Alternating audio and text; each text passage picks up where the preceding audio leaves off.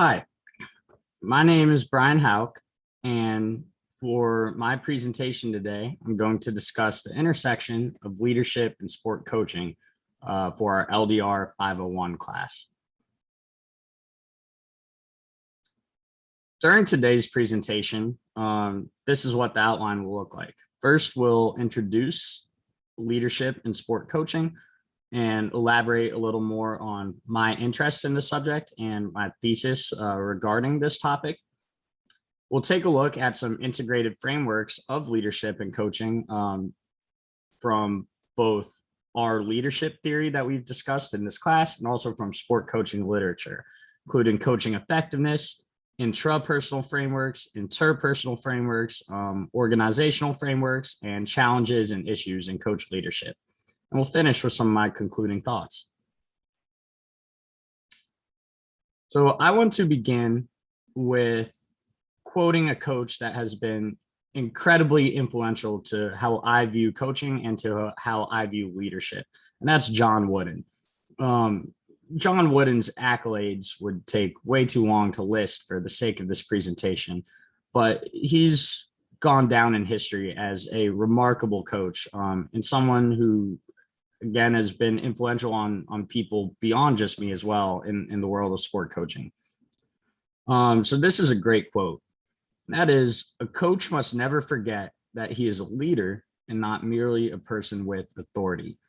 I think this quote is really important because it establishes coaching and coach leadership as a unique, complex, and challenging role that ultimately affords leaders to have a big impact on the lives of many people. So there is a difference between being a leader and being a person with authority. And I think that sets the tone for the rest of what we're going to discuss. So why is coach leadership important to me? Right now, and for the past few years, I've been the head coach of both a high school lacrosse team and a college lacrosse team. And this is something that I intend to do for a very long time. From a broader perspective, I'm pursuing a career in sport coaching and coach education. And that's really what my entire time in higher education has been focused on. And lastly, I'm in pursuit of an EDD degree in kinesiology with an emphasis on coaching and teaching studies. And my research interests in pursuit of this degree lie in the intersection of long-term athlete development theories and frameworks, coaching and pedagogical techniques, and applied leadership. So the thesis that provided the premise for my work in this presentation and in my paper is the following. Coaches must regularly draw upon their intrapersonal skills, interpersonal skills, and professional knowledge to effectively coach and lead athletes in complex contexts in which they operate. Using leadership styles or leadership behaviors and coaching techniques, coaches create or subsequently fail to create positive outcomes for their teams, their athletes, and all stakeholders that they work with. And lastly, coaches who can navigate leadership theory and distinguish which leadership techniques are best to use given their specific context will operate with high levels of self-awareness and self-regulation, create powerful team culture driven by strong relationships, and ultimately maximize their organizational and competitive success. The first framework I would like to introduce is an intrapersonal framework from the world, or from the sport coaching literature rather. And this particular definition or framework really has helped shape my coaching and teaching practice over the past few years in terms of how I like to coach athletes and how I like to teach future coaches. So Cote and Gilbert in 2009 wrote a seminal paper to create a universal operational definition of coaching effectiveness and coaching expertise.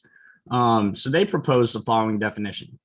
Coaching effectiveness is the consistent application of integrated professional, interpersonal, and intrapersonal knowledge to improve athlete competence, confidence, connection, and character in specific coaching contexts. The graphic that you see on this slide illustrates this a little bit further. At the core of effective coaching practice is knowledge bases that coaches maintain, the professional, interpersonal, and intrapersonal knowledge. Now, coaching contexts may vary quite a bit. You see a lot of different contexts listed there. And for example, the needs of coaches and athletes in a recreational youth setting would likely vary drastically from the needs of professional or Olympic and Paralympic athletes and coaches. And coaches can use their knowledge bases in different ways depending on the needs of the context that they're in. But the final part of that step that holds universal across all contexts is that coaches are striving to create outcomes of competence, confidence, connection, and character in their athletes. Now, this may look different depending on the group, but ultimately we're striving for those four things. So to relate this to some leadership theories discussed in LDR 501, strengths-based leadership is one theory that really stood out to me as applicable to coaching right away. As we all recall, strengths are attributes or qualities that account for successful performance in really any domain. Furthermore, leadership capability is enhanced when we're able to discover our fully utilized strengths, our underutilized strengths, and our weaknesses. One tool that coaches and other leaders can use to make this discovery, to figure out where their strengths or weaknesses lie, is the Clifton Strengths Assessment that we took in this class. My favorite thing that I derived from this assessment was that one of my strengths is being positive or being optimistic. I've always felt that way about myself and my coaching practice prior to taking that assessment. But seeing that in a tangible way really helped me to drive home that, all right, optimism and positivity is a strength that I'm fully utilizing and something I want to continue to utilize. So I think overall, thinking through things through the lens of strengths-based leadership really gives coaches and leaders enhanced self-awareness, and ultimately the followers and the athletes are the ones who benefit. A second intrapersonal leadership theory that we learned in LDR 501 is emotionally intelligent leadership. EIL promotes an intentional focus on the consciousness of self, others, and context, and builds a framework for coaches to use these things through this leadership theory. So at the core of this framework is knowledge of self, or in other words, knowledge of others and knowledge of context doesn't happen to its fullest degree without a full and thorough understanding of oneself at the core of everything. So coaches and leaders develop knowledge of their personality, their strengths, their weaknesses, their emotional dispositions, and that awareness leads to self-management or self-regulation.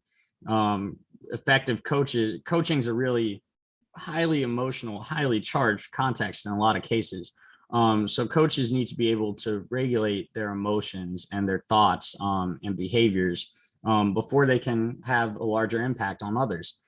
The next step is awareness of others or interpersonal relationships and dynamics. And coaches who have strong self-awareness and self-regulation will ultimately have the tools to be great communicators, to be great role models, and to really tie together all the stakeholders such as athletes and parents and other coaches, and interact with them in a meaningful way through emotionally intelligent leadership. And lastly is knowledge of context and in managing broader organizational relationships. With a firm knowledge of self and a firm knowledge of others, coaches are able to really be the architect of their organization and piece together the big picture and create organizational structure. So emotionally intelligent leadership, again, is a theory that really stood out to me as having strong applications between coaching and all domains of leadership. And the last intrapersonal framework I'd like to discuss is the Gibbs reflective cycle. This is something I learned about in my first year of master's work in sport coaching here at WVU. The Gibbs reflective cycle is a 6-stage cycle of reflection used in coaching practice, but also across a big variety of disciplines in academia and other professional endeavors. And it's an intrapersonal process that's really required for effective coach leadership practice, as it leads to becoming a reflective practitioner or a practitioner who is constantly learning and improving over the course of their practice. So the cycle begins with a coach or a leader undergoing any experience, and then taking the internal process of going through these 6 steps to reflect upon and learn on that process. So an experience happens, and the process begins with description. Coaches or people internally describe to themselves what happened in the experience. Next comes feelings, right? What are the emotions and feelings and thoughts associated with this experience? Evaluation. Was the experience objectively good, bad, somewhere in the middle? Analysis. Why did the experience happen the way it did? Why are we feeling things this way? Why was this good or bad? The 5th step, conclusion, is creating, just making sense of everything, the analysis, the feelings, and the evaluation. And the 6th and final step, perhaps the most important, is making an action plan. So using the cycle that was just underwent to coaches use this to figure out how they will approach similar events in the future. Maybe they need to make changes, or maybe their approach was already strong and they can build upon that. But going through this cycle is a really necessary interpersonal process for effective coach leadership. One interpersonal framework I'd like to discuss is transformational leadership. I've long been intrigued by this theory, and learning about it in class just really inspired me even more to see how it applies to the world of sport coaching. So transformational leadership theory was created by Bass in 1985, and is described as the process of improving follower performance and developing followers to their full potential through the use of the 4 I's of transformational leadership, which are idealized influence, inspirational motivation, intellectual stimulation, and individualized consideration. The graphic displayed on this slide kind of goes into these things in a little more detail. Coaches and leaders use idealized influence by being role models, leading by example, having high moral standards, and ultimately setting the expectation to positively influence their followers. Intellectual stimulation is characterized by using behaviors that encourage critical thinking and learning and growth in their followers. Inspirational motivation is the ability of a coach or a leader to establish a vision for a team or for an organization and convince people or followers to set aside their individual interests and aspire to what's best for the team vision.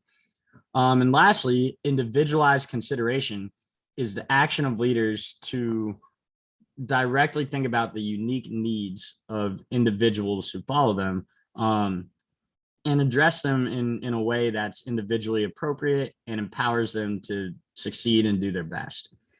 And lastly, leadership behaviors can be characterized as either transformational or impacting positive change, transactional, which really kind of takes the emotional, inspirational aspect out of leadership behavior, or laissez-faire, which is really an absence of leadership. And finally, moving on to professional or organizational frameworks in coach leadership. Borrowing again from sport coaching literature, the International Council for Coaching Excellence, or ICCE, published an international sport coaching framework. This framework is used to provide guidance to coaches and coach educators as to what types of skills they need to be learning and practicing, and ultimately provides a toolkit for how the sport coaching profession can move forward into the future. One part of this report was the categorizing of sport coaching into 6 broad domains. And each of these domains requires unique skill sets and coach competencies in order for coaching effectiveness to be maximized. So broadly, the domains are split into participation coaching and performance coaching.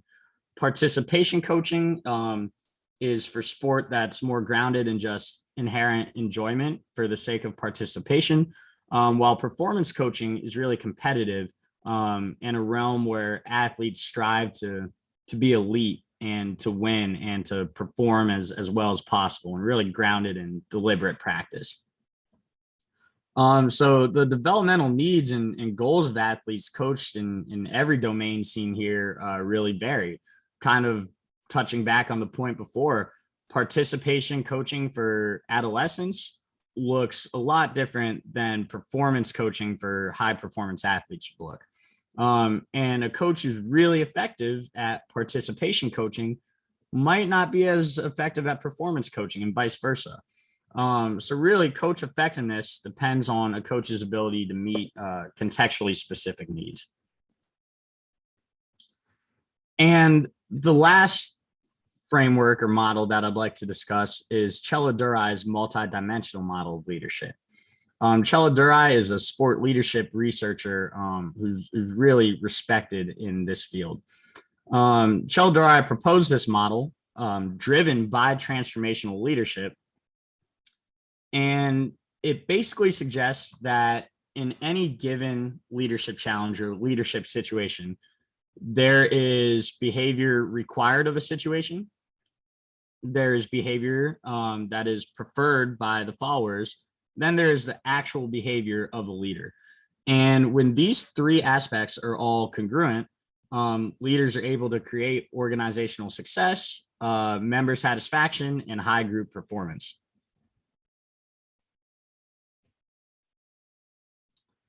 And one thing I'd like to discuss as well, moving beyond our frameworks, are coach leadership challenges.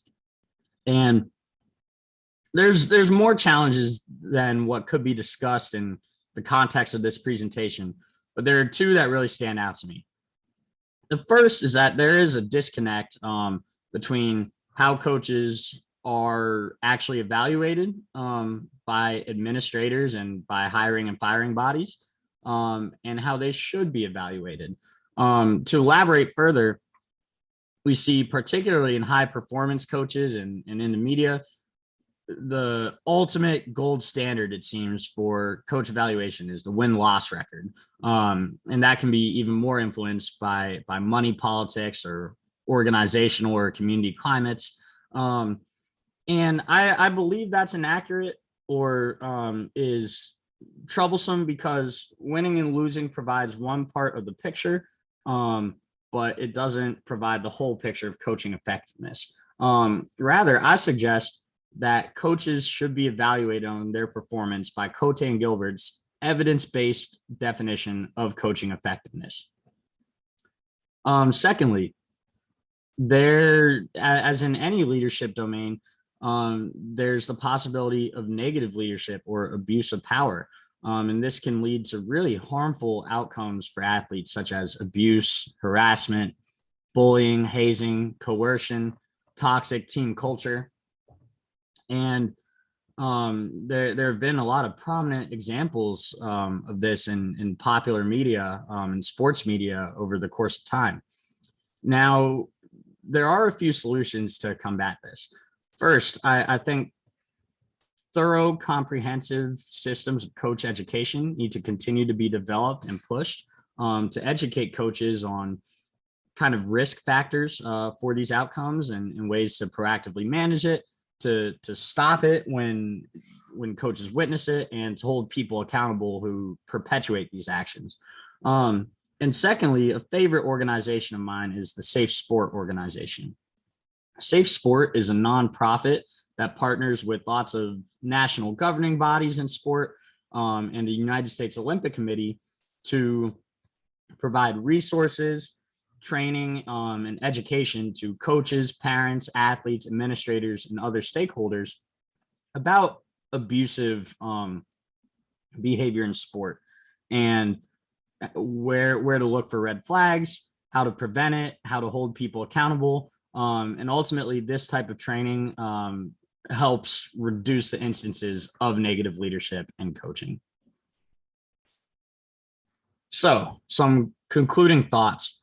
Through all the frameworks and theories that we discussed, and what we have all anecdotally seen of sport coaches, I believe that coaches hold a special place in society, and they ultimately fulfill a unique and challenging leadership role.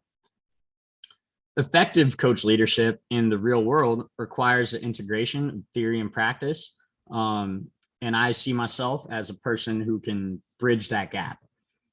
And lastly, I started with the John Wooden quote, and I'm going to finish with the John Wooden quote.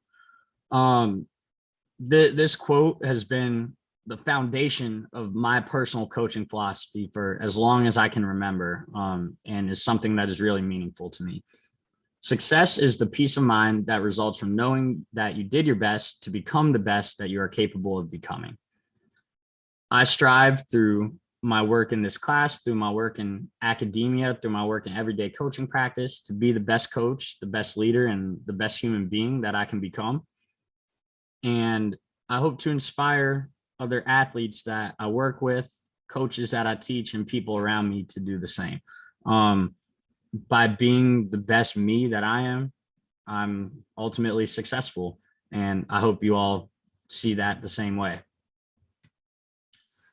And lastly, here are my references for the presentation. And thank you all for a wonderful experience in this class. My classmates, it was fantastic to interact with and learn from you all. And Cheyenne, thank you as a teacher so much for guiding and shaping our experience and making it so pleasant and so helpful to my learning.